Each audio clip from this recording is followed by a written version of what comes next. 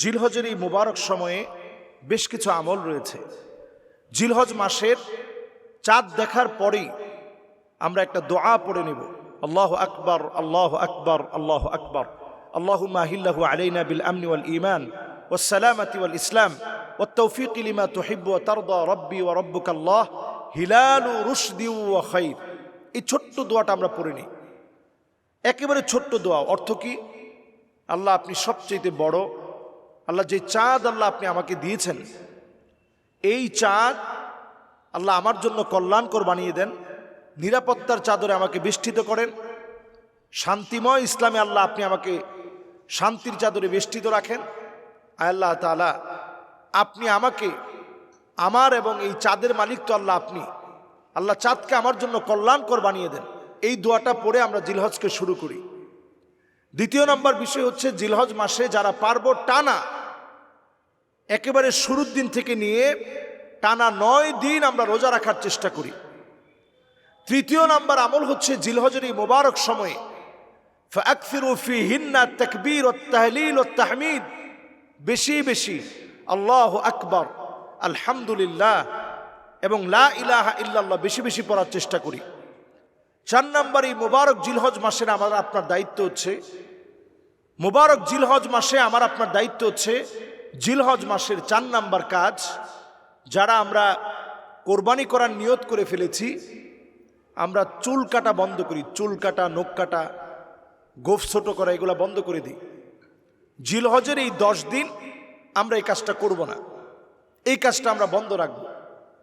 জিলহজ মাসের 5ম নাম্বার কাজ হচ্ছে, মোবারক এই জিলহজ মাসে আরাফার দিবসের রোজা অবশ্যই আমরা রাখার জন্য আপ্রাণ চেষ্টা করি। নবী আলাইহিস সালাতু ওয়াস সালাম বলছেন, সিয়ামু ইয়াউমে আরাফা আহতাসিবু আলাল্লাহি আন ইউকাফিরা আস-সানাতা আল্লাতী ক্বাবলাহু ওয়াস-সানাতা আল্লাতী বা'দাহু।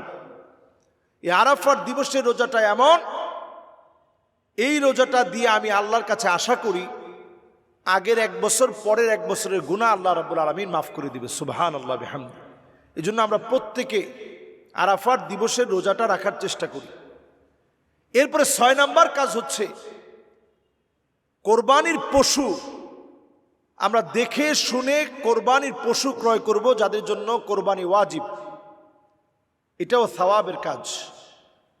7 নম্বর কাজ আমার আপনার জন্যে, আমরা আইয়ামে তাশরিক জিলহজ মাসের 9 তারিখে ফজরের নামাজ থেকে নিয়ে 13ই জিলহজ পর্যন্ত এই পুরো সময়টাতে আমরা নামাজের সালাম ফিরানোর পরে 23 ওয়াক্তে নামাজের সালাম ফিরানোর পরে আমরা পড়ব আল্লাহু আকবার আল্লাহু আকবার লা ইলাহা ইল্লাল্লাহু আল্লাহু আকবার ওয়ালিল্লাহিল হামদ।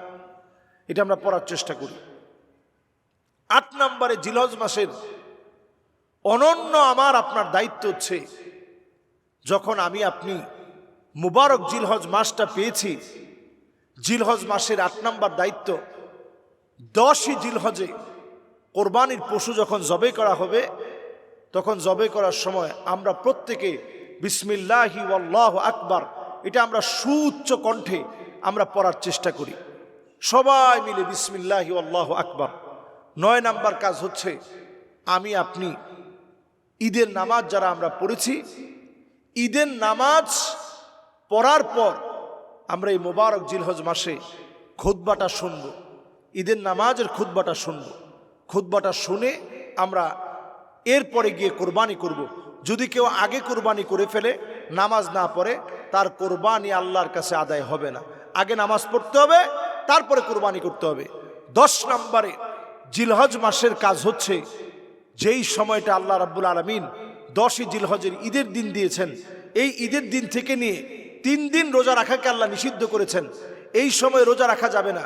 2 ঈদের 2 দিন, ঈদের পরের 3 দিন, এই মোট 5 দিন রোজা রাখাকে আল্লাহ তাআলা হারাম বানিয়ে দিয়েছেন। আইয়ামে তাশরিকের এই সময়টা মূলত গোস্ত শোকানোর সময়। এই সময়টা আপনি নিজের আত্মীয় স্বজনকে দাওয়াত দিবেন, তারা আপনার এখানে আসবে, আপনি তাদের এখানে যাবেন। এই সময়টা আপনি আইয়াম ও আকলিন ও শুরবিন, খানাপিনা করবেন, আরেকজনকে খানাপিনা খাওয়াবেন।